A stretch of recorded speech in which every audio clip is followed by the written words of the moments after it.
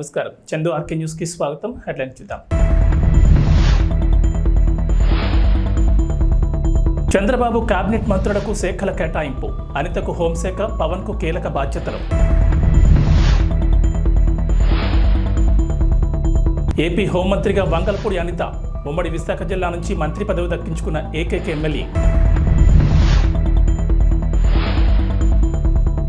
మేమెందుకు సిగ్గుపడాలి? ఓటమిపై నగరి మాజీ ఎమ్మెల్యే రోజా స్పందన. ఆంధ్రప్రదేశ్లో కొత్త ప్రభుత్వం కొలువు తీరింది. చంద్రబాబు 4వ ముఖ్యమంత్రిగా ప్రమాణ స్వీకారం చేశారు. 24 మంది మంత్రులు ప్రమాణం చేశారు. రాష్ట్ర మంత్రులకు ఏపీ ముఖ్యమంత్రి చంద్రబాబు శాఖలు కేటాయించారు. ఈ మేరకు జాబితాను విడుదల చేశారు. హోంమంత్రి పదవిపై చంద్రబాబు కీలక నిర్ణయం తీసుకున్నారు. ఎవరూ ఊహించని రీతిలో మహిళ, అందులోనూ ఎస్సీ సామాజిక వర్గానికి చెందిన వంగలపూడి అనితకు కేటాయించారు. ఆంధ్రప్రదేశ్లో ప్రమాణ స్వీకారం చేసిన కొత్త మంత్రులకు శాఖలు కేటాయించారు. 24 మందికి శాఖలు కేటాయిస్తూ ప్రభుత్వం ఉత్తర్వులు జారీ చేసింది. సీనియర్లకు కీలక శాఖల బాధ్యతలను అప్పగించారు. యువతకు కూడా ముఖ్యమైన శాఖలను కేటాయించారు చంద్రబాబు. వంగలపూడి అనిత టీడీపీ మహిళా నేత, ఫైర్ బ్రాండ్, టీచర్ స్థాయి నుంచి హోంమంత్రి స్థాయికి ఎదిగిన పవర్ఫుల్ ఉమెన్. గత ప్రభుత్వ హయాంలో వైసీపీ విధానాలకు వ్యతిరేకంగా రోడ్డెక్కిన తెలుగు మహిళ. సోషల్ మీడియాలో ట్రోలింగ్ చేసిన, మెయిన్ స్ట్రీమ్ మీడియాలో వ్యక్తిగత విమర్శలు చేసిన వెనక్కి తగ్గని ఐరన్ లేడీ. పాయకరావుపేట నుంచి భారీ మెజార్టీతో ఎమ్మెల్యేగా గెలిచి చంద్రబాబు మంత్రివర్గంలో ఉమ్మడి విశాఖ జిల్లా నుంచి మంత్రి పదవి దక్కించుకున్న ఏకైక మహిళ. ప్రస్తుతం చంద్రబాబు మంత్రివర్గంలో హోంమంత్రిగా బాధ్యతలు స్వీకరించారు వంగలపూడి అనిత. ఈ క్రమంలో గత 5 ఏళ్లలో తనకు ఎదురైన అనుభవాలను గుర్తు చేసుకున్నారు. డీజీపీ ఆఫీసులోకి అనుమతించిన నాటి నుంచి అదే డీజీపీ ఆఫీసులోకి ప్రోటోకాల్తో తీసుకెళ్లే స్థాయికి ఎదిగారు అనిత. దీనిపై భావోద్వేగానికి గురయ్యారు. హోంమంత్రి పదవి ఇచ్చిన ముఖ్యమంత్రి నారా చంద్రబాబు నాయుడికి కృతజ్ఞతలు తెలియజేస్తూ అప్పటి సంగతిని గుర్తు చేసుకున్నారు. శనివారం ఉదయం 8 గంటల నుంచి ఉండవల్లిలోని తన నివాసంలో యువనేత లోకేష్ స్థానిక ప్రజలను కలుసుకుని వారి సమస్యలు తెలుసుకున్నారు. నియోజకవర్గ ప్రజలు తమ దృష్టికి తెచ్చే సమస్యలను ఎప్పటికప్పుడు పరిష్కరించడానికి వీలుగా ప్రత్యేక యంత్రాంగాన్ని సైతం ఏర్పాటు చేశారు. 2019 ఎన్నికల సమయంలో లోకేష్ ప్రజలకు అందుబాటులో ఉండరని వైసీపీ నేతలు తప్పుడు ప్రచారం చేశారు. వాస్తవానికి గతంలో ఎమ్మెల్యేగా ఉన్న వ్యక్తి పత్తా లేకుండా పోగా యువనేత లోకేష్ నిత్యం ప్రజల్లో ఉంటూ నియోజకవర్గ ప్రజలకు చేదోడు వాదోడుగా నిలిచారు. సొంత నిధులతో 29 సంక్షేమ కార్యక్రమాలను అమలు చేసి మంగళగిరి ప్రజల మనసు గెలిచారు. నియోజకవర్గ ప్రజల ఆశీస్సులతో విజయదుందుబి మోగించిన లోకేష్ ప్రజలకు మరింత చేరువుగా వెళ్లేందుకు ప్రజా దర్బార్ నిర్వహించాలని నిర్ణయించారు. ఏపీ హోంమంత్రిగా వంగలపూడి అనిత బాధ్యతలు స్వీకరించారు. పోలీస్ శాఖను కింది స్థాయి నుంచి ప్రక్షాళన చేస్తామని హెచ్చరించారు. గతంలో పోలీసులు తనపై అట్రాసిటీ కేసులు పెట్టారని ఆరోపించారు. లేని దిశ చట్టాన్ని గత ప్రభుత్వంలో చూపించారని మండిపడ్డారు. పోలీసులు చట్ట ప్రకారం పనిచేయాలని సూచించారు. చాలామంది ఉన్నతాధికారులు జగన్కు, వైసీపీకి అనుకూలంగా వ్యవహరించారన్నారు. అన్యాయాలపై ఉక్కుపదం మోపుతామని హెచ్చరించారు అనిత. రైతు భరోసా పథకం అమలుపై వ్యవసాయ శాఖ మంత్రి తుమ్మల నాగేశ్వరరావు కీలక అప్డేట్ ఇచ్చారు. ఈ పథకం అమలుకు త్వరలోనే విధి విధానాలు రూపొందించనున్నట్లు వెల్లడించారు. గత ప్రభుత్వంలో మాదిరిగా కాకుండా కేవలం పంట సాగు చేసే వారికి మాత్రమే పెట్టుబడి సాయం అందజేస్తామని చెప్పారు. రైతు భరోసా పథకం కింద పంట పెట్టుబడి సాయం కింద ఎకరాకు 15,000 సాయం అందజేస్తామని అసెంబ్లీ ఎన్నికల ముందు కాంగ్రెస్ హామీ ఇచ్చిన సంగతి తెలిసిందే. గత బీఆర్ఎస్ ప్రభుత్వం రైతు బంధు పథకం పేరుతో ఎకరాకు 10,000 సాయం అందించగా తాము అధికారంలోకి వస్తే 2 విడతల్లో 15,000 సాయం అందిస్తామన్నారు. కాంగ్రెస్ అధికారంలోకి రాగా రైతు భరోసా పథకం కోసం అన్నదాతలు ఎదురుచూస్తున్నారు. ఇప్పటికే పంట సాగు చేపట్టిన రైతులు ఎప్పుడెప్పుడు అకౌంట్లలో డబ్బులు పడి జమ చేస్తారా అంటూ ఆతగా ఎదురుచూస్తున్నారు. రైతు భరోసా పథకం అమలుపై ఇప్పటివరకు ఎలాంటి నిర్ణయం తీసుకోలేదన్న ఆయన పంటల బీమా పథకం సైతం అర్హులకే వర్తించేలా రూపకల్పన చేస్తామన్నారు. బీమా ప్రీమియం సొమ్ము ప్రభుత్వమే చెల్లిస్తుందని, నష్టపోయిన రైతులకు బీమా పరిహారం అందేలా నిబంధనలు సరళతరం చేస్తామన్నారు. 2 లక్షల చొప్పున పంట రుణాలను ఏకకాలంలో మాఫీ చేయాలని రైతులు కోరుతున్నారని తుమ్మల వెల్లడించారు. విడతల వారీగా మాఫీ చేయడం వల్ల ఆ సొమ్ము వడ్డీకే సరిపోతుందన్న భావన రైతుల్లో ఉందన్నారు. ఈ అంశంపై త్వరలోనే విధి విధానాలు రూపొందిస్తామని తుమ్మల వెల్లడించారు. 2024 ఆంధ్రప్రదేశ్ అసెంబ్లీ ఎన్నికల ఫలితాలపై వైసీపీ నేతలు, మాజీ మంత్రులు ఒక్కొక్కరుగా స్పందిస్తున్నారు. ఎన్నికల్లో వైసీపీ ఘోర పరాజయం తర్వాత సైలెంట్ అయిపోయిన నేతలు ఓటమికి గల కారణాలను విశ్లేషించుకుని పనిలో పడ్డారు. కేవలం 11 సీట్లకే పరిమితం కావడం మీద నియోజకవర్గాల్లో విశ్లేషణలు చేస్తున్నారు. తాజా మాజీ మంత్రి ఆర్కే రోజా వైసీపీ ఓటమిపై స్పందించారు. ఎన్నికల ఫలితాల తర్వాత సైలెంట్ అయిన రోజా నగరంలో తన ఓటమి, రాష్ట్రంలో వైసీపీ పరాజయం పైన ట్వీట్ చేశారు. చెడు చేసి ఓడిపోతే సిగ్గుపడాలి కానీ మంచి చేసి ఓడిపోయాం, గౌరవంగా తలెత్తు తిరుగుతాం, ప్రజల గొంతుకై ప్రతిధ్వనిద్దామంటూ కార్యకర్తల్లో ఉత్సాహం నింపే ప్రయత్నం చేశారు.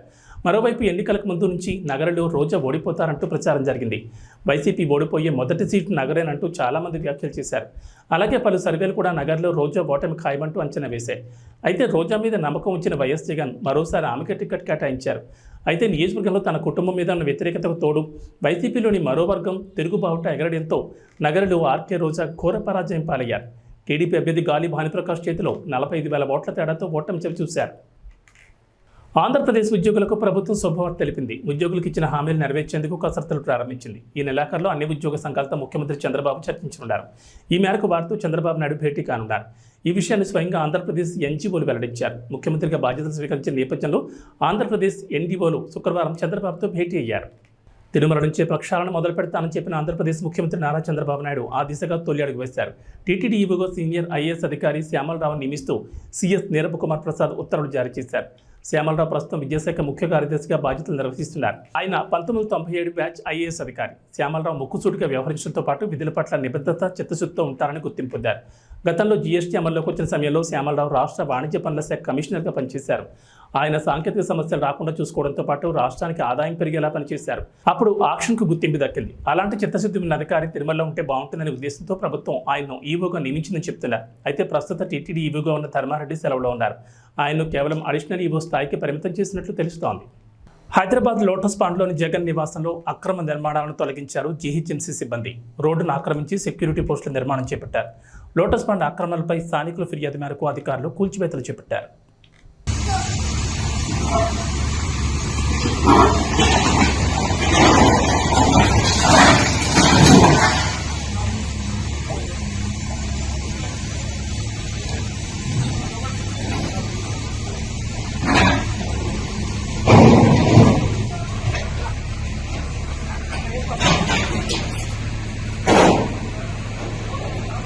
హీరో సాయి ధరమ్ తేజ్ తిరుమలకు చేరుకున్నారు. పవన్ కళ్యాణ్ ఎన్నికల్లో గెలిస్తే కాలినడకన శ్రీవారిని దర్శించుకుంటారని మొక్కుకున్నారు.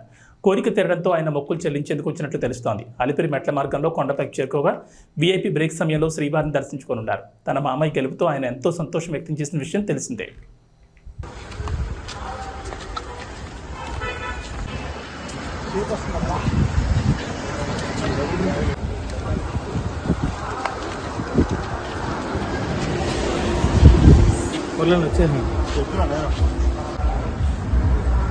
వచ్చేసాను అన్న.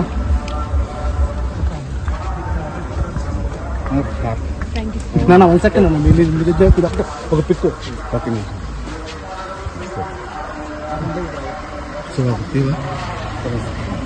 నమస్తే బాబు.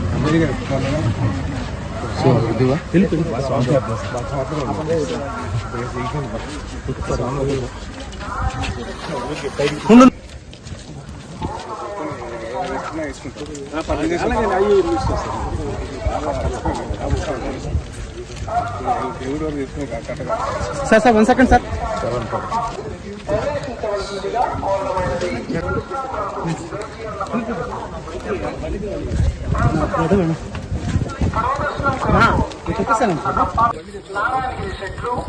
అన్ని భక్తులతో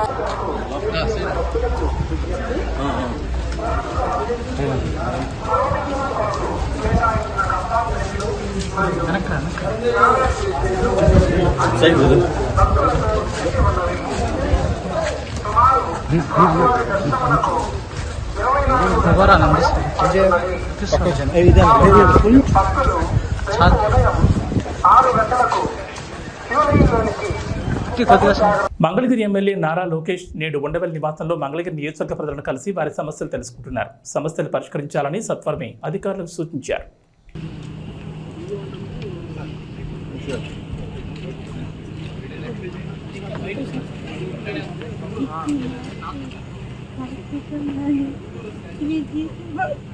मैं बोलूँगा कि क्या करना, मैं बोलूँगा आओ एक बार आपका पूरी डिटेल इस तरफ आइए तो తీసుకెళ్తా జాగ్రత్త. గత 5 ఏళ్లుగా ప్రతిపక్షంలో ఉన్న సేవా కార్యక్రమాలతో మంగళగిరి ప్రజల మనసు గెలిచిన యువనేత నారా లోకేష్ ఇటీవల ఎన్నికల్లో రికార్డు స్థాయి మెజార్టీతో ఘన విజయం సాధించాక ఎమ్మెల్యేగా సరికొత్త వరవడికి శ్రీకారం చుట్టారు. ఎన్నికల ప్రచారంలో మంగళగిరి ప్రజల కోసం తమ ఇంటి ద్వారాలు తెరిచే ఉంటాయని చెప్పిన లోకేష్ నియోజకవర్గ ప్రజలు ఎదుర్కొంటున్న సమస్యలను నేరుగా తెలుసుకునేందుకు ప్రజా దర్బార్ను నిర్వహించారు. తన నివాసంలో యువనేత లోకేష్ స్థానిక ప్రజలను కలుసుకుని వారి సమస్యలు తెలుసుకున్నారు. నియోజకవర్గ ప్రజలు తమ దృష్టికి తెచ్చే సమస్యలను ఎప్పటికప్పుడు పరిష్కరించడానికి వీలుగా ప్రత్యేక యంత్రాంగాన్ని సైతం ఏర్పాటు చేశారు. మాచర్ల బోర్డర్ చెక్పోస్ట్ తనిఖీల్లో 32 కేజీల గంజాయిని పట్టుకున్నారు పోలీసులు. మాచర్లలో భారీగా గంజాయిని స్వాధీనం చేసుకున్నట్లు శుక్రవారం సీఎం సురేష్ తెలిపారు.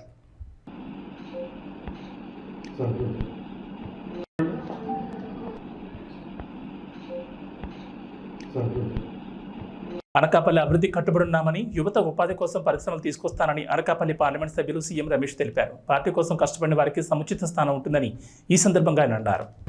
అనకాపల్లికి మంచిగా ప్రజలు ఏ విధంగా కోరుకుంటున్నారో, ప్రజలు ఏ విధంగా ఎక్స్పెక్టేషన్స్ పెట్టుకున్నారో అంతకు రెట్టింపు ఉత్సాహంతోనే ఇక్కడే పనిచేసి ఇక్కడే నివాసం కూడా ఏర్పాటు చేసుకుంటామని చెప్పేసి మీకు తెలియజేస్తున్నాం. మొన్న చూశాం ప్రధానమంత్రి నరేంద్ర మోడీ గారు ఏ విధంగా మళ్ళా మూడోసారి ప్రధానమంత్రి అయినారు. ఎందుకు చెప్తున్నానంటే ఆంధ్రప్రదేశ్ రాష్ట్రం విభజించినప్పుడు 42 పార్లమెంట్లు ఉన్నాయి. ఆంధ్రప్రదేశ్ లో ఇప్పుడు విభజించిన తర్వాత 25 వచ్చినాయి. 42 ఉంటే మనము శక్తి ఎక్కువ ఉండేదని. అయినా కూడా ఇక్కడ జగన్మోహన్ రెడ్డి చేసిన అరాచక పాలన వల్ల ప్రజలు ఏం చేశారంటే ఈ కూటమి ఎప్పటికీ విడిపోకుండా ఆంధ్రప్రదేశ్ పార్లమెంటు సభ్యులతోనే కేంద్ర ప్రభుత్వం ముడిపడి ఉండే విధంగా ఈరోజు తీర్పిచ్చారంటే నిజంగా వారికి హ్యాట్స్ ఆఫ్. ఈ బంధం ఇలాగే కొనసాగుతుంది. ఇంకా 5 సంవత్సరాలు కూడా ఇంకా మెరుగైన విధానాలతో ఇంకా బలంగా 25కు 25 వచ్చే విధంగా ఈ కూటమి పనిచేస్తుంది. ఎందుకంటే ఇప్పుడు మన ఆంధ్రప్రదేశ్ లో ఉండే 21 మంది ఎంపీలతో ప్రభుత్వం ఉంది అని అందరికీ తెలుసు. ఇదే ఆంధ్రప్రదేశ్ ముఖ్యమైన కీలక పాత్ర పోషిస్తాం. కాబట్టి ఆంధ్రప్రదేశ్ ఈ 5 సంవత్సరాల్లో ఎంత నష్టపోయిందో మనం చూశాం. అరాచక పాలన, అభివృద్ధి లేకుండా ఏదో కొంచెం పడేసి వేరే రూపంలో ప్రజల సొమ్ము దోచుకున్నారు. వారందరినీ కూడా ఆంధ్రప్రదేశ్ లో 5 సంవత్సరాలు జరిగిన దందాలన్నీ కూడా ఎంక్వైరీ చేయాలని చెప్పేసి ముఖ్యమంత్రి గారిని నేను కూడా కోరడం జరుగుతుంది. రాతపూర్వకంగానే కోరడం జరుగుతుంది. ఆ కాపీస్ కూడా మీడియాకు విడుదల చేస్తాను. నాకు చాలా ఇన్ఫర్మేషన్ తెలుసు. ఆ ఇన్ఫర్మేషన్ అన్ని కూడా ప్రభుత్వ దృష్టికి తీసుకెళ్తామని చెప్పేసి తెలియజేస్తాను. ఇటీవల జరిగిన ఎన్నికల్లో పిఠాపురం నియోజకవర్గం నుంచి జనసేన అధినేత పవన్ కళ్యాణ్ ఎమ్మెల్యేగా గెలుపొందిన విషయం తెలిసిందే.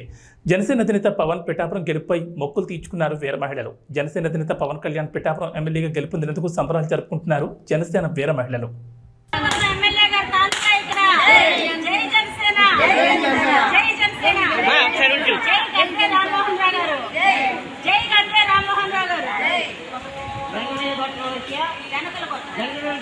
పవన్ కళ్యాణ్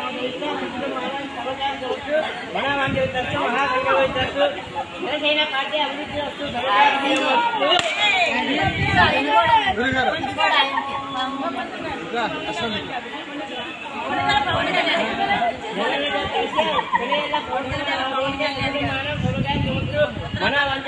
ఉత్తరాభాగ నక్షత్రాలస్య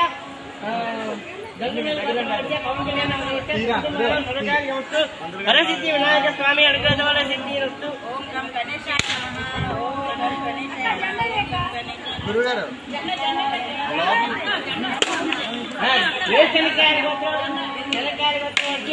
చంద్రబాబు నాయుడు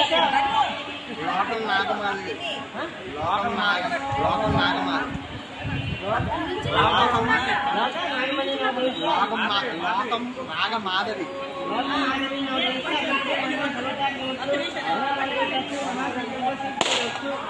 జై జనసేన, జై జనసేన, జై జనసేన, జై పవన్ కళ్యాణ్, జై పవన్ కళ్యాణ్, జై పవన్ కళ్యాణ్, జై పవన్ కళ్యాణ్, జై దుర్గమ్మ తల్లి, జై దుర్గమ్మ తల్లి, జై దుర్గమ్మ తల్లి, జై దుర్గమ్మ తల్లి, జై మహాతల్లి, జై మహాతల్లి, జై మహాకాళి, జై మహాకాళి, జై పవన్ కళ్యాణ్, జై దుర్గా భవానికి, జై దుర్గా భవానికి, జై దుర్గా భవానికి, జై దుర్గా భవానికి, పవన్ కళ్యాణ్, లోకం నాగమాధవి గారికి, లోకం నాగమాధవి గారికి, పవన్ కళ్యాణ్ గారి నాయకత్వం, పవన్ కళ్యాణ్ గారి నాయకత్వం, పవన్ కళ్యాణ్ గారి నాయకత్వం.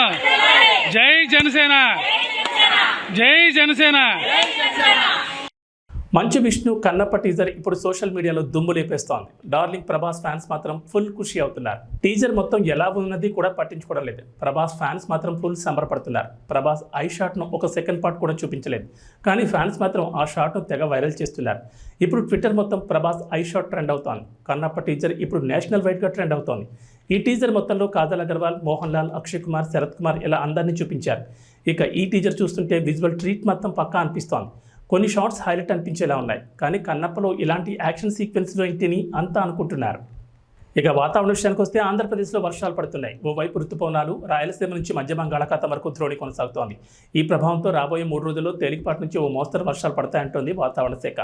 ఇవాళ శ్రీకాకుళం, విజయనగరం, పార్వతీపురం, మన్యం, అల్లూరు సీతారామరాజు, కాకినాడ, ఏలూరు, కృష్ణా, ఎన్టీఆర్, గుంటూరు, పల్నాడు, బాపట్ల, ప్రకాశం, నెల్లూరు, చిత్తూరు, తిరుపతి, కడప, కర్నూలు, నంద్యాల, అన్నమయ్య జిల్లాలో అక్కడక్కడ పిడుగులతో కూడిన తేలికపాటి నుంచి ఓ మోస్తరు వర్షాలు కురిసే అవకాశం ఉందని వాతావరణ శాఖ అధికారులు తెలిపారు.